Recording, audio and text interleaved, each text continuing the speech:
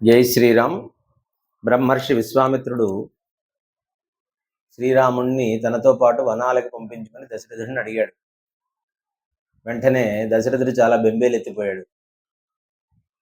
అప్పుడు విశ్వామిత్రుడు అంటున్నాడు, స్వపుత్రం రాజశార్దూల రామం సత్యపరాక్రమం కాకపక్షధరం శూరం జ్యేష్టం మే దాతుమర్హసి శక్తో హ్యేష మయా గుప్తో దివ్యేన స్వేన తేజస.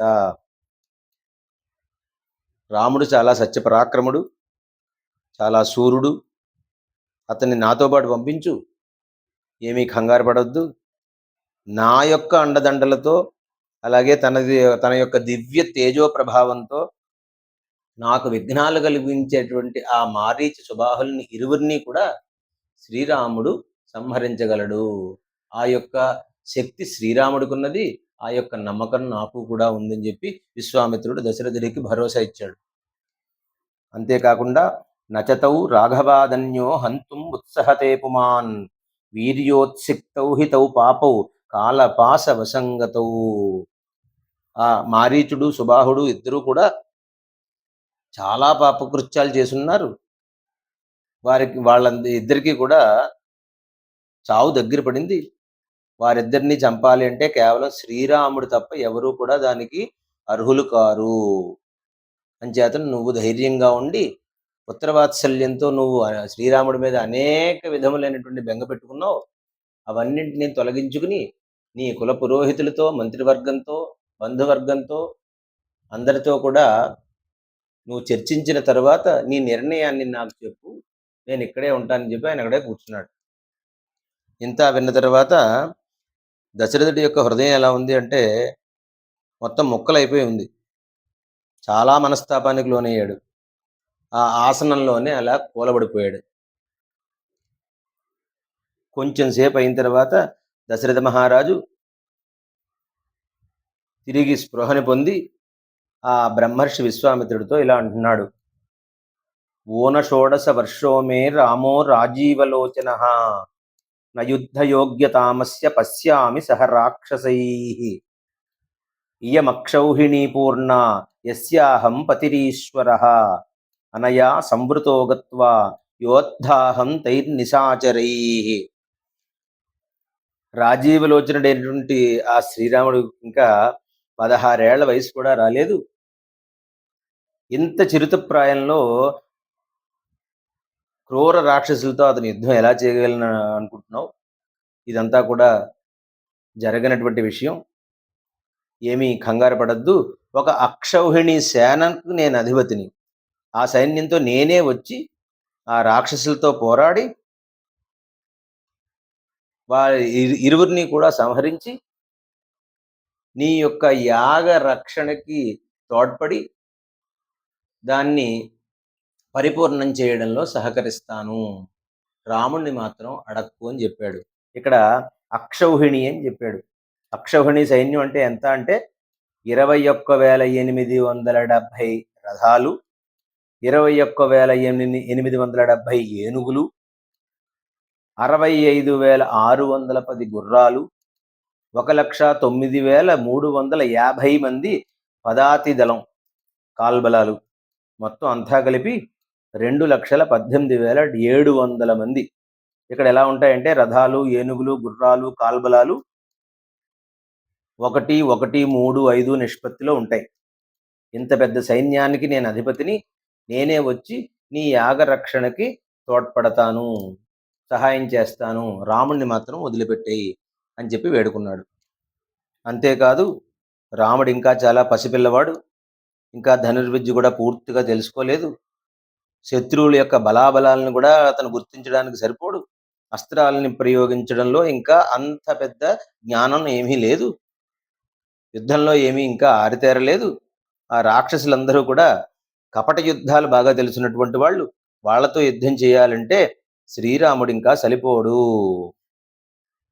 అని చెప్పి తన హృదయాన్ని ఏవైతే మాటలు ఇబ్బంది పెడుతున్నాయో ఆ మాటలన్నింటినీ కూడా ఆయన విశ్వామిత్రుడితో చెప్పకనే చెప్పాడు. అంతేకాదు విప్రయుక్తో హి రామేణ ముహూర్తమపి నోత్సహే జీవితం ముని శార్దూల నరామం నేతుమర్హసి. ఓ మునీశ్వర, శ్రీరాముడి సంగతి అలా ఉండని, రాముణ్ణి దూరంగా ఉంచి నాకు ఒక్క క్షణం కూడా బ్రతకజాలను.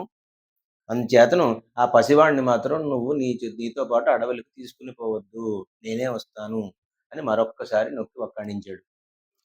మరొక్క మాట, షష్టిర్వర్ష సహస్రాణి మమ జాతస్య కౌశిక దుఃఖేనోత్పాదితశ్చాయం రామం నేతుమర్హసి. నాకు 60,000 సంవత్సరాలు వచ్చిన తర్వాత ఉపవాస దీక్ష అన్నీ కూడా ఆ క్లేశాలన్నింటినీ భరించి అశ్వమేధయాగం, పుత్రకామేష్టి యాగం అన్నీ చేసి దాని ఫలితంగా నోముల పంటగా ఈ రాముడు మా ఇంట్లో జన్మించాడు. అంచేతను ఈ పసిబాలుణ్ణి నువ్వు యుద్ధం గురించి అడవులకి తీసుకుని పోవద్దు అని చెప్పి మరొక్కసారి అర్థించాడు విశ్వామిత్రుణ్ణి. మరొక మాట, చతుర్నామాత్మజానాం హి ప్రీతి పరమికా మమ జ్యేష్టం ధర్మ ప్రధానంచ న రామం నేతుమర్హసి. మా నలుగురు కొడుకుల్లో కూడా రాముడంటే నాకు అత్యంతమైనటువంటి ప్రేమ, ఎందుకంటే అతని జ్యేష్ఠుడు. అంచేతను ఆ ధర్మాత్ముడైనటువంటి శ్రీరాముణ్ణి నువ్వు అడవులకి తీసుకొని పోవద్దు అని బ్రతిమాలుకున్నాడు. ఇవన్నీ చెబుతూనే బ్రహ్మర్షి విశ్వామిత్రుడిని దశరథుడు అడుగుతున్నాడు, ఓ మునీశ్వర, ఇంతకీ ఆ రాక్షసులందరూ ఎవరు? వాళ్ళ పరాక్రమం ఎలాంటిది? వాళ్ళు ఎవరి కుమారులు? వాళ్ళ ఆకారాలు ఎలా ఉంటాయి?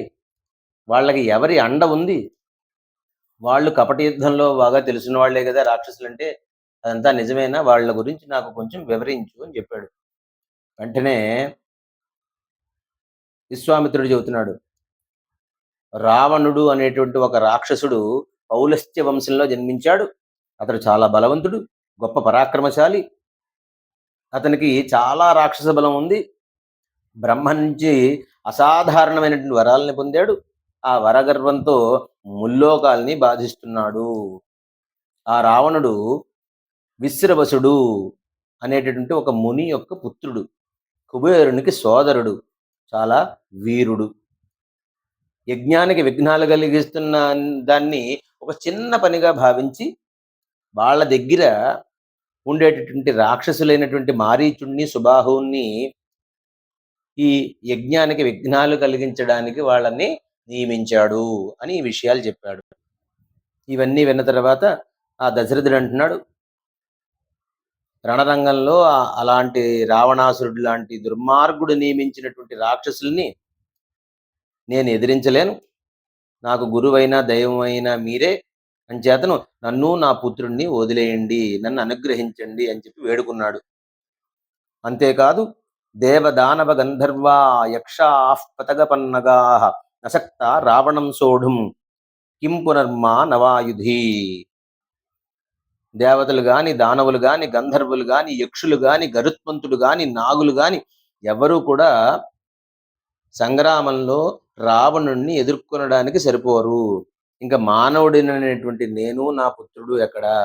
అని చేతను మా ఇద్దరిని కూడా వదిలేసి నువ్వు వేరే దారి చూసుకో అని చెప్పి విశ్వామిత్రుడిని వేడుకున్నాడు. అంతేకాదు, ఆ మారీచ స్వబాహువులు ఇద్దరూ కూడా సుందోపసుందులు అనేటువంటి రాక్షసుల యొక్క కుమారులు. వాళ్ళు యముడితో సమానం. నా ముద్దులు బిడ్డ అయినటువంటి శ్రీరాముడు గాని, నేను నా మిత్రులు గాని వచ్చి ఆ యుద్ధంలో వాళ్ళతో పోరాడి వాళ్ళతో గెలిచేటటువంటి అవకాశం ఎక్కడా లేదు. అంచేతను మా ఇద్దరిని వదిలేయమని చెప్పి ఆయన మళ్ళీ వేడుకున్నాడు. ఈ మాటలన్నీ విన్నటువంటి బ్రహ్మర్షి విశ్వామిత్రుడు, ఏమిటి దశరథ మహారాజు ఇలాగ అసంగతంగా మాట్లాడుతున్నాడు అని చెప్పి చాలా కోపం వచ్చింది. కానీ కార్యనిర్వహణ అనేది అటువంటి విషయం చాలా గొప్పది. అంచేతను అతను చాలా మౌనంగా అక్కడే నిల్చుని ఉన్నాడు. కానీ ఈ అసంగతమైనటువంటి మాటలన్నింటినీ జ్ఞప్తికి తెచ్చుకుని, తస్య రోష పరీతస్య విశ్వామిత్రస్య ధీమతః చచాల వసుధా కృత్స్న వివేశ చ భయం సురాన్. సృష్టికే ప్రతి సృష్టి చేయగలిగినటువంటి చాలా ప్రజ్ఞాశాలి నుండి విశ్వామిత్రుడు అలా ఆ కోపాన్ని అణుచుకుని అది కోపం బయటపడింది.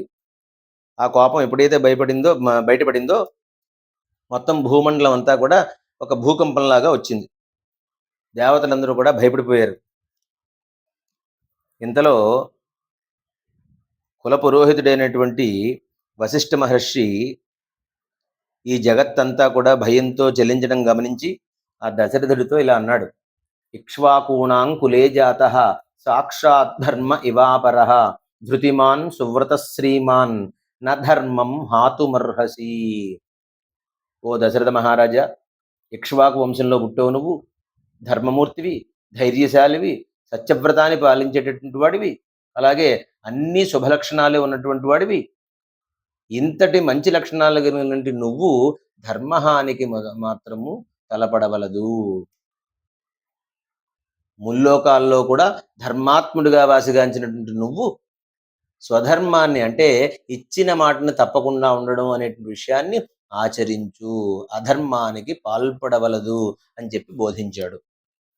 అంతేకాదు, విశ్వామిత్రుడు వచ్చి రాగానే మీ కోరికను నేను నెరవేరుస్తాను అని చెప్పి ప్రతిజ్ఞ చేసావు.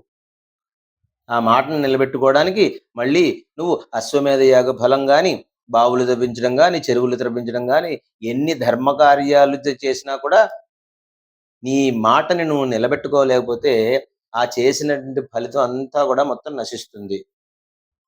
అలాగే నువ్వు కంగారు పడవలసినటువంటి విషయం ఏమీ లేదు. రాముడు అస్త్ర విద్యల్లో ఆరితేరినవాడు కాకున్నా కూడా ఆ విశ్వామిత్రుడి యొక్క రక్షణలో ఉన్నంత వరకు కూడా, అగ్ని రక్షణలో ఉన్నటువంటి అమృతం వల్ల ఆయన ఎప్పుడు కూడా ఆ రాక్షసులందరినీ కూడా చీల్చి చెండాడుతాడు. నువ్వు భయం పడకూడదని చెప్పాడు. అలాగే ఏష విగ్రహవాన్ ధర్మ ఏష వీర్యవతాంబర ఏష బుద్ధ్యాధి లోకే తపసశ్చ పరాయణం.